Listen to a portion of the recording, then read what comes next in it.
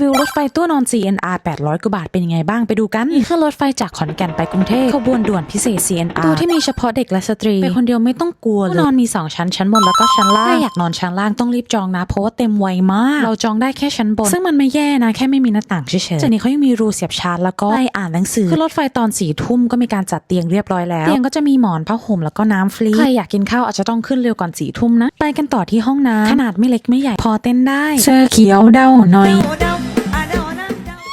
ข้างๆห้องน้ำมีอ่างล้างหน้า2 อ่างกระจกขนาดใหญ่โตใกล้จะถึงจุดหมายปลายทางเจ้าหน้าที่จะปลุกและทำการเก็บที่นอนเพื่อให้เราได้นั่งเป็นคนนอนยากก็เลยนอนไม่ค่อยหลับแอร์ค่อนข้างเย็นและไฟเปิดสว่างทั้งคืนแต่โดยรวมถือว่าสะดวกสบายมาก